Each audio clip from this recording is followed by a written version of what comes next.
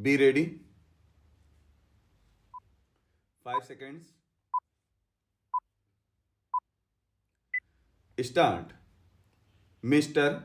Deputy Speaker, Sir, I think the House will agree with me that the Health Minister, while piloting this bill to us, made a very brilliant and studied presentation and explanation on the various provisions of this bill, and I wish to join other honorable members in congratulating warmly the Health Minister for the initiative and imagination with which he has been dealing with this terrible problems.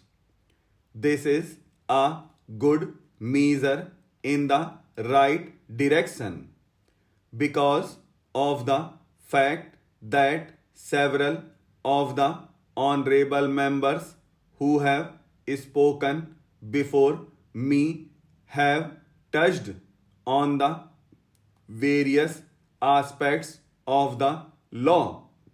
I would rather view this piece of legislation more from human and philosophical angles than from a purely legalistic angle. A piece of legislation such as this, which is a social economic legislation, obviously is to be preceded by public opinion. I understand that it is only the pressure of the public opinion which has compelled the government to proceed in the right direction, and they have rightly done. But it is the continuous pressure of public opinion which will make the government find out what are the effective ways and provisions in the legislation and what are the defective things which can be later on removed by further amendments. I hope the government will have a constant eye on how the public opinion reacts to the various legal and penal provisions contained in this measure. The post-war period, particularly since 1945, has been a period of tremendous advances in science and technology. But the trouble is that though science and technology have advanced, that advance is unaccompanied by an equally good advance in spirituality and truth. When science and technology unaccompanied by spirituality and truth go ahead, they create havoc sometimes, and one of the havocs created is what we see today: this adulteration in the spheres of food articles, drinks, etc. This unsocial attitude and profiteering mentality, about which the minister made a very right reference in the beginning of a very small minority, has a tremendous impact on a big majority. I should say the entire nation. These unsocial and antisocial attitudes and activities have to go. but they cannot be removed merely by legislation. They will ultimately go by the pressures of a very strong and continuously vigilant public opinion and enlightened public opinion all over the country. As I said, I was going to view this piece of legislation from a philosophical angle. I feel that today ours is not only an atomic age, this is also an age of indifference. Coupled with that, we now see that it is the age of adulteration, pollution, and age of abject pollution.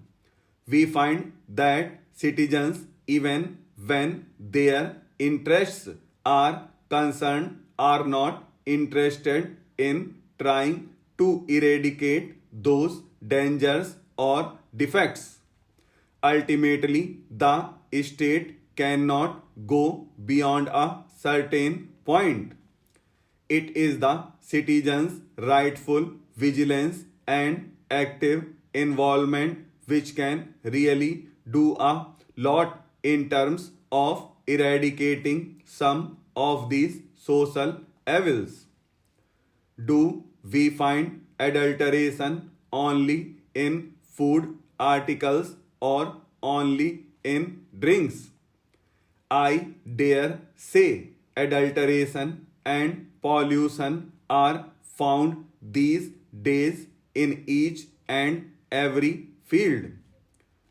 Take the political field, the economic field, the social field, the educational, cultural, literary, and even religious fields.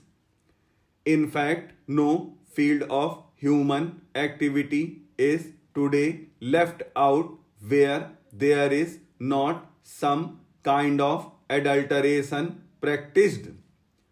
The trouble, therefore, is that when we are sitting in judgment over those food adulterators, we are forgetting that in every walk of life where we have certain things to project or inject into human activity, we are also responsible for a number of such crimes of adulteration.